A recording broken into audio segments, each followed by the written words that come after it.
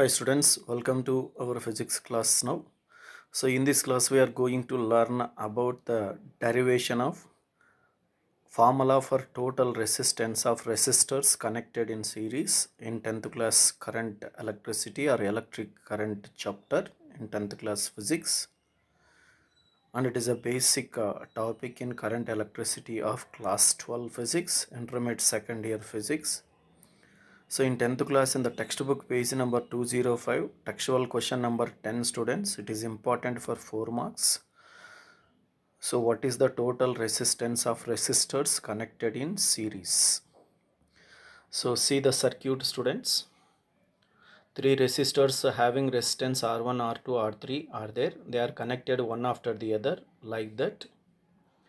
That is second terminal of first one is connected to first terminal of second one, and the second one is connected to first terminal of third one, and so on. Then they are said to be in series. So you can see, so in the circuit there is a cell, a potential difference V. So let 3 resistors having resistances R1, R2, R3. The 3 resistors which are connected as shown in the above circuit are said to be in series. So when the resistors are connected like that in the circuit, they are said to be in series.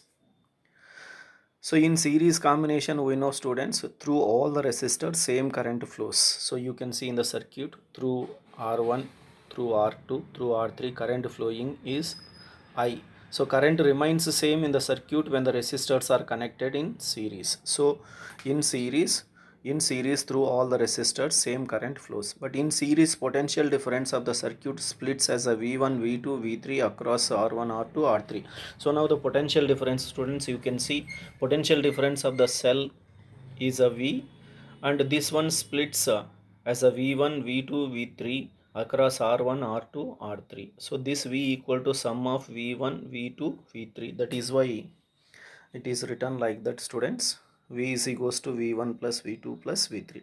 From Ohm's law, we know Ohm's law V is equals to IR. The potential difference across R1 is V1. So you can see across R1 is V1, R2 is V2, R3 is V3. So using Ohm's law, we can write the formula for V1 is IR1. So similarly, the potential difference across R2 is V2. V2 is given by IR2. Potential difference across R3 is V3. V3 is given by IR3. Now substitute all these in the equation 1 students. Equation 1 this is. So you are substituting V1, V2, V3 formulas in the place of V1, V2, V3 in the equation 1. Then you can get this is students. V is equals to IR1 plus IR2 plus IR3. Then quantity of current is common quantity. Then V is equals to I is taken out as a common quantity. Then like that, let 3 resistors are replaced with a single resistor having a resistance R. So let the total resistance of 3 resistors is R. The potential difference of the circuit is V. Current in the circuit is I. So you can see this is, let the 3 resistors having a resistance total is R.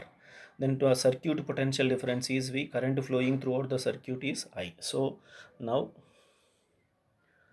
from Ohm's law we can write V is equals to IR. Substitute V is equals to IR in the above equation 2 in the place of V. So just V is replaced with IR. Then I get cancelled. So finally you can get R is equals to R1 plus R2 plus R3. Similarly, suppose 4 resistors are there, then total resistance is R is equals to R1 plus R2 plus R3 plus R4 and so on. So this is students most important.